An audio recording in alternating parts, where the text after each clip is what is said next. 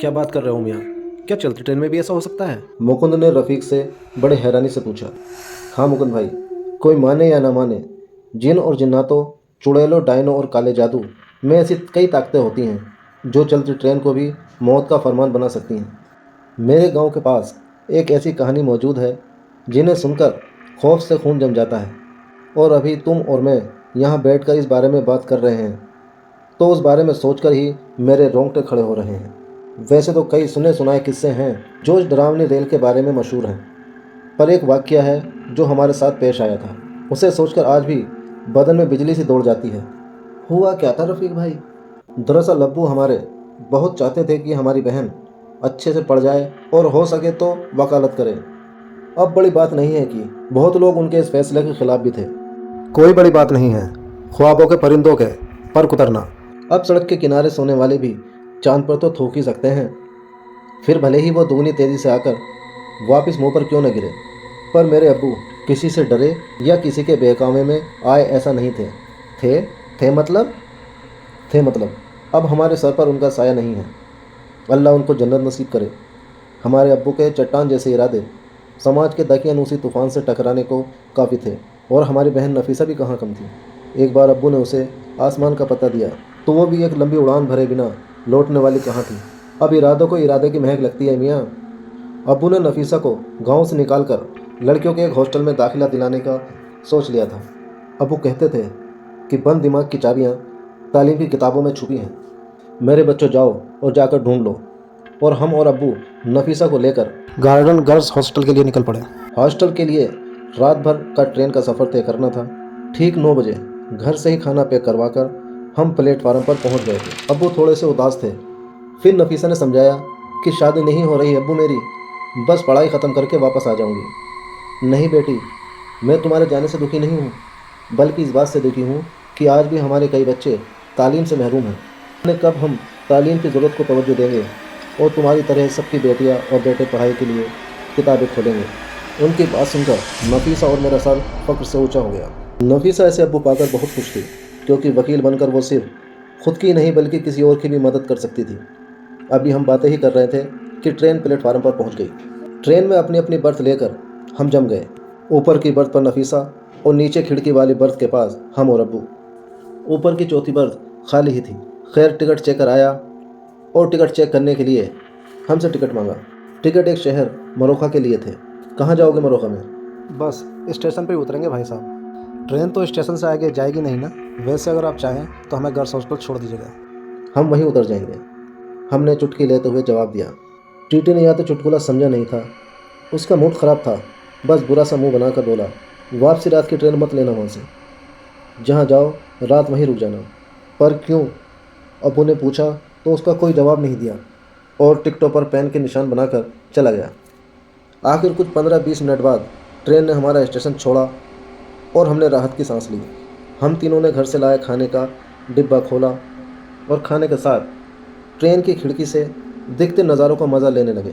कभी धीरे कभी तेज़, पर अंधेरे में भी बाहर से झांकते पेड़, मध्यम रोशनियाँ, खेत, सड़क, खलियान, सब कुछ हल्के गहरे काले रंग में सिमटा सा था।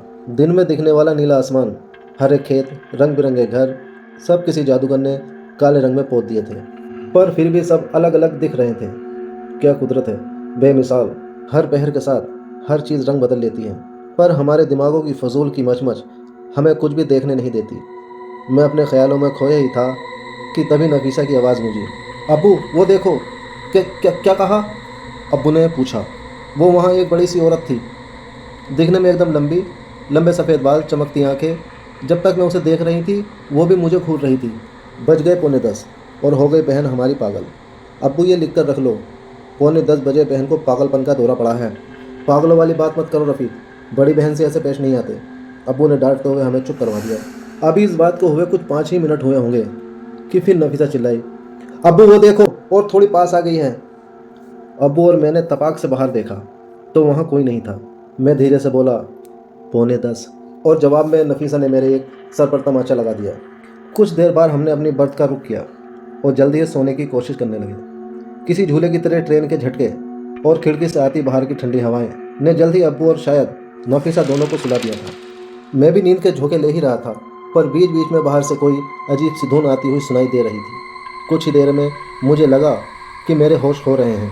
रात के कुछ 1:45 होंगे जब किसी की आवाज़ देने से नफीसा की नींद खुली। सामने एक लंबा चौड़ा टिकट चेकर खड़ा था। टिकट निकाल लड़की। उसकी अजीब सी आवाज़ गूंजी, साथ ही वो कोई अजीब सी सीटी बजा रहा था। बहुत हल्की सी रोशनी होने के कारण उसका चेहरा ठीक से दिख नहीं रहा था। नफीसा बहुत घबरा गई और चिल्लाई, अब्बू, रफ़ीक। जवाब में उसे टिकट चेकर की भद्दी आवाज़ गूंजी, वो यहाँ नहीं है लड़की। क्या वो यहाँ नहीं है? पर टिकट तो उन्हीं के पास है। एक पल को सन्नाटा हो गया। पटरी पर भागती ट्रेन की सीटी अपनी तीखी आवाज़ से दूर दूर की वीरानी को चीर रही थी और नफीसा के दिल की धड़कन चलती ट्रेन की आवाज़ से ताल मिला रही थी। सन्नाटे में उस टिकट चेकर की आवाज़ और भयावनी लग रही थी और साथ ही साथ नफीसा पर अजीब सी बेहोशी और कमज़ोरी छा रही थी। वो टिकट चेकर नीचे मुँह कर कुछ लिखता रहा, पर हैरानी की बात थी उसका चेहरा कुछ ठीक से दिख नहीं रहा था। काफ़ी देर बाद वो ऐसे ही कुछ लिखता रहा। वो धीरे से मुड़ा और डिब्बे का एक चक्कर लगाकर वापस आ गया और उसे डरावनी आवाज़ से बोला, ये डब्बा तो बिल्कुल खाली है, कहाँ है सब? जी क्या कह रहे हैं आप? या अल्लाह, नफीसा घबराती हुई बोली। बकवास मत कर लड़की, टिकट दिखा दो। और उसके साथ ही वो टिकट चेकर ने अपनी गर्दन उठाई, जिसे देखते ही नफीसा का दिल धक से रह गया। उस टिकट चेकर का चेहरा हूबहू उस सफ़ेद औरत से मिलता था जो नफीसा ने कुछ देर पहले बाहर देखी थी। लंबे लंबे सफ़ेद बाल और आंखें पुरजोर चमक रही थी। वो ऐसे चमक रही थी कि लगा एक पल को पूरे डिब्बे में अंधेरा हो गया है। यानी ये कोई टिकट चेकर नहीं, बल्कि वो औरत ही थी जो उसका भेस लेकर डिब्बे में घुस आई थी। आप कौन और यहाँ कैसे आई? अब तक उसका पूरा रूप बदल चुका था। उसने अपने दोनों सफ़ेद चमकते हुए हाथ मेरी ओर बढ़ाए और नफीसा को खींचकर नीचे उतरने पर मजबूर कर दिया। नफीसा बुरी तरह चिल्ला रही थी, पर उसके खौफ से नफीसा के गले से कोई आवाज़ नहीं फूट रही थी। उसकी आंखें डर से फटी थी और हलक सूख चुका था। वो खौफनाक औरत अभी भी वही भयानक सीटी बजा रही थी।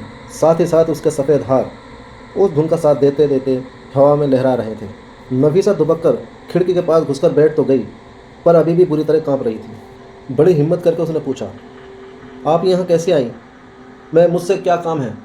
इतने में वो और ज़ोर से हंसते हंसते नाचने लगी और पल भर में वहाँ से गायब हो गई।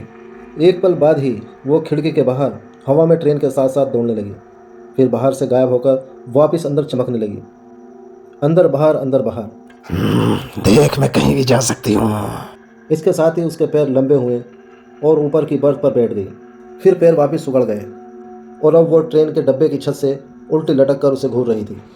नफीसा को काटो खून नहीं, उसके खून का कतरा जम चुका था। सर से पांव तक बदन में जैसे चींटियां काट रही थी। तभी सामने से छत पर चलते चलते एक और चुड़ैल पहली वाली के पास आकर उल्टी लटक गई और दोनों भयानक आवाज़ में उल्टी लटकी सीटी बजाने लगी। अब डर हद के पार हो चुका था। नफीसा के गले से दिल दहलाने वाली चीख निकली, जो चलती ट्रेन के शोर में साफ साफ सुनाई दी। उसके चीखते ही दोनों चुड़ैल वहाँ से गायब हो गई। अब्बू और रफ़ीक भागते हुए वापस आए और उनके साथ वो डिब्बे के सारे लोग भी थे। क्या हुआ बेटी? अब्बू ने घबराते हुए पूछा। वो वही औरत जो हमने बाहर देखी थी ना? अब्बू वही अंदर चली आई थी। जाने कैसे हम जब चीखे तो वो यहाँ से गायब हो गई। वो 2 थी अब्बू। आप और रफ़ीक और ये सब लोग कहाँ थे? नफीसा ने घबराते हुए पूछा। अरे बेटी, यहाँ साथ के डब्बे से एक भयानक चीख की आवाज़ आई थी। क्या माजरा है ये देखने हम वहाँ चले गए थे। वहाँ भी एक लड़की के साथ ऐसा ही एक वाक़या पेश आया था, तो उस गहमा गहमी में हम भी जल्दी में घबरा कर देखने पूछने ही गए थे, पर क्या मालूम था यहाँ भी ऐसा हो जाएगा। ये सारा शोर सुनकर किसी ने डिब्बे की चेन खींच दी। ट्रेन रुक गई, पर इसके बाद भी टिकट चेकर या रेलवे का कोई कर्मचारी वहाँ नहीं आया। कुछ 5-10 मिनट ट्रेन वहीं रुकी रही। कुछ लोग ट्रेन से नीचे उतरे कि क्या माजरा है। कुछ गिने चुने ही थे, ज़्यादातर या तो सो रहे थे या डरे बैठे थे। हमने खिड़की से बाहर झांका तो हमें भी कुछ दिखा नहीं, बस किसी मीलों लंबे अजगर के कंकाल की हड्डी की तरह दूर दूर तक फैली 7 वाली रेल की पटरी दिखाई दे रही थी। खैर, घबराई परेशान नफीसा को हमने पानी पिलाया और अब्बू ने हमें ऊपर की बर्थ पर जाकर लेटने का फरमान जारी कर दिया। कुछ देर बाद इंजन की सीटी बजी और नीचे उतरे मुसाफिर घर लौटते परिंदों की तरह वापस ट्रेन में लौट पड़े। ट्रेन ने एक झटका लिया और किसी सांप की तरह पटरी पर फिर रेंगना शुरू हो गई। कोई खतरनाक मसला है, मैंने मन ही मन सोचा। ऊपर लेटे हुए बोरियत सी महसूस हो रही थी। और इस खतरनाक वाक्य के बारे में सुनकर डर के मारे मेरी पलकों ने बंद होने से मना कर दिया था। कुछ देर गुजरी होगी। अब हमारी भी हल्की सी आंखें लग गई थी, पर कुछ देर बाद स्टील के बर्तन की खड़खड़ाहट से हमारी नींद टूटी। शायद किसी ने स्टील का टिफिन खोला था। अब ये रात के 3 बजे किसको भूख लगी है? हैरान परेशान हो मैंने आंखें खोली ही थी कि मैं वहीं लेटे बुद्ध बन गया था। सामने की बर्थ पर एक लंबे पैर लटका एक भयानक सफ़ेद औरत हमारा घर से आया हुआ टिफिन खोलकर चाट रही थी। खुदा खैर करे, आखिर ये क्या भला है? जाने मेरे अंदर किस शैतान का भूत घुसा। मैं वहाँ बर्थ से सीधा नीचे कूदा और डिब्बे के बाहर भाग लिया। रात के 3 बजे मेरे कूदने और भागने की आवाज़ पटरी पर सरसराती ट्रेन के झटकों में दबकर रह गई होगी।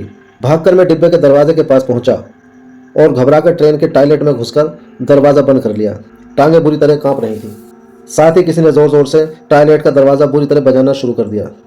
मैं बुरी तरह चीख रहा था, पर ट्रेन अपनी पूरी गति पकड़ चुकी थी। बाहर कोई इंसान है या वही चुड़ैल, ये पता लगाना मुश्किल था।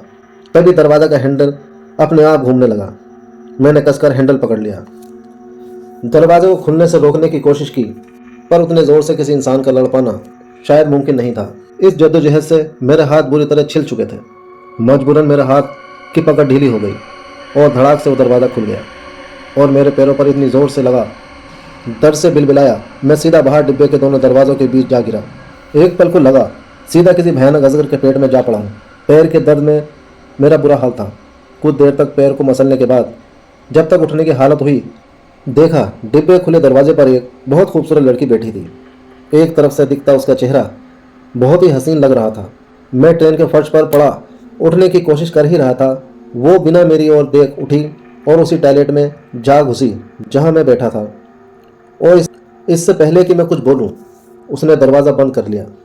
मैंने चीख कर उसे रोकने की कोशिश की, पर शायद कोई फ़ायदा नहीं होता। न ट्रेन सुनने देने के मूड में थी और न वो लड़की सुनने के।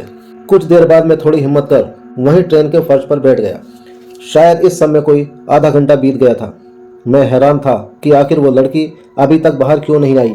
मैंने उठकर टॉयलेट का दरवाज़ा खटखटाया, पर कोई जवाब नहीं आया। पर एक पल बाद ही उस टॉयलेट के दरवाज़ा का हैंडल घूमता सा महसूस हुआ और एक बार फिर धड़ाक से दरवाज़ा सपाट खुल गया, पर टॉयलेट के अंदर कोई नहीं था।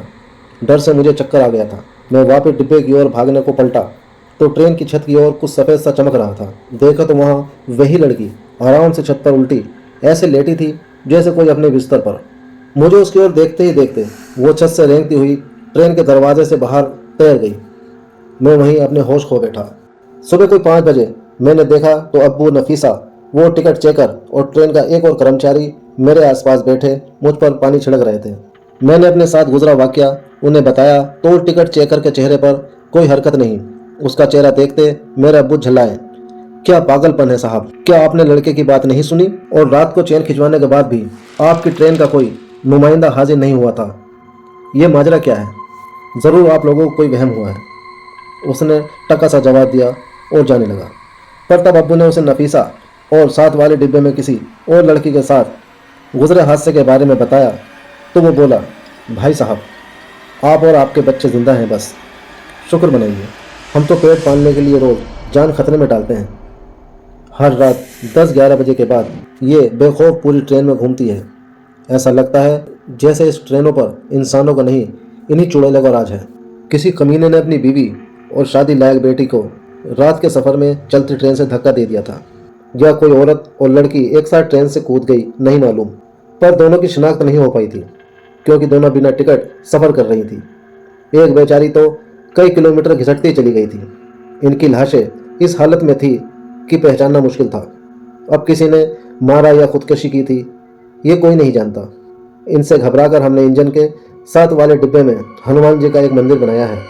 हम में से बारी बारी कोई ना कोई जागकर हनुमान चालीसा पढ़ता रहता है और रात भर कुछ भी हो हम डब्बे से बाहर नहीं निकलते। हम हर रात इनका खौफ इस ट्रेन के साथ इन पटरियों पर दौड़ता है, पर अब कौन जान खतरे में डाले। अब तो आप समझ गए होंगे कि मैंने वापस में रात की ट्रेन लेने को क्यों मना किया था। इतना कहकर वो वहाँ से चला गया। कुछ ही देर में हमारा स्टेशन आते ही हम उतर गए। वापस की रात की टिकटें कैंसिल करवा कर अगले दिन सुबह की करवाई और ऊपर वाले का नाम लेते हुए वहाँ से किसी तरह मॉडर्न कॉलेज पहुँचे। उसका एडमिशन कर अब्बू और हम घर लौट आए। और बहन हमारी वकालत पढ़ने लगी। गर्ल्स हॉस्टल था तो अब वो भी बेफिक्र हो गए और अम्मी को भी समझा दिया कि घबराने की कोई बात नहीं है, लड़की एकदम दुरुस्त जगह पर है। अम्मी अब्बू की हर बात ऐसा भरोसा करती थी जैसे फसल बारिश पर। अपनी आंखें मूंदकर अम्मी ने अल्लाह का शुक्र अदा किया, रास्ता दिखाने की दुआ की और हमारी ओर देखकर बोली कि तुम्हारी बहन तो वकील बनेगी और तुम क्या बनोगे, आवारा। पता चला कि उसकी सारी उम्र तुम्हारे बेद सिर पैर के मुकदमे लड़ते ही बीत जाएगी। आवारा गर्दी बंद करो मियाँ और थोड़ी पढ़ाई पर ध्यान दो। 10वीं के पर्चे सर पर नाच रहे हैं और हम भी गट्टों सी गर्दन घुमाए नजरें बचाते हुए किताबों के सेल्फ में धूल झाड़ने लगे।